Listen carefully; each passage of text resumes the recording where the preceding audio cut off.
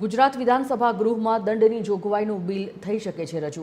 નાના ગુના અંગે સજા નહીં, દંડનીય જોગવાઈ છે લાગુ કરવાનું બિલ રજૂ કરવામાં આવશે। ઉદ્યોગ મંત્રી બળવંતસિંહ રાજપૂત વિધાનસભા ગૃહમાં રજૂ કરી શકે છે વિધેયક।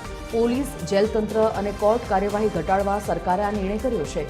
ગુજરાત સરકારના વિવિધ વિભાગ પ્રમાણે લાગુ કરાશે દંડનીય જોગવાઈ। વિધાનસભા ગૃહમાં જનવિશ્વાસ બિલ નામે રજૂ કરવામાં આવશે વિધેયક। Associate editor Arun Shah phone line પર જોડાઈ ગયા છે। અરુણ, કયા મુદ્દાઓને લઈને સરકાર અત્યારે વિચાર કરી રહી છે વિધેયકમાં?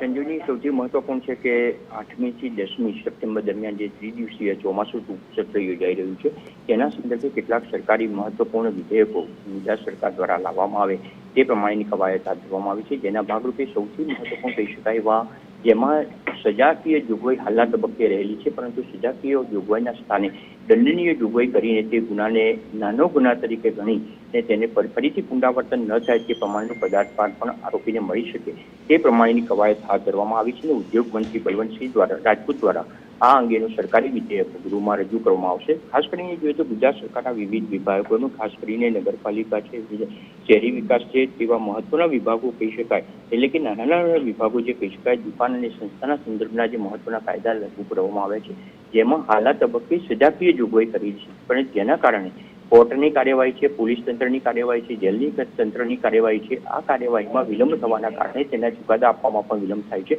પરિણામે સરળતાથી ચુકાદા આપી શકાય ને તેના સંદર્ભમાં મહત્વપૂર્ણ વિકલ્પ રૂપે અને આ પ્રકારના ગુનાનું પુનરાવર્તન પણ ન થાય તે સંદર્ભે પદાર્થપાર મળી શકે તે પ્રમાણે દંડનીય જોગવાઈ લાગુ હાલના તબક્કે જે પ્રાપ્ત થયેલી વિગત પ્રમાણે દંડનીય જોગવાઈ કેટલી કરવામાં આવશે તે આગામી સમયમાં ટૂંક સમયમાં નક્કી કરવામાં આવશે અને વિધાનસભામાં આ અંગેનું બિલ ઉદ્યોગ મંત્રી બળવંતસિંહ દ્વારા રજૂ કરવામાં આવશે। પરિણામે કહી શકાય કે આ પ્રકારના ઘટનાઓનું પુનરાવર્તન અટકાવવા માટે સરકારનો એક નિશ્ચિત રૂપે પ્રયાસ કરવામાં હાથ ધરવામાં આવ્યો છે।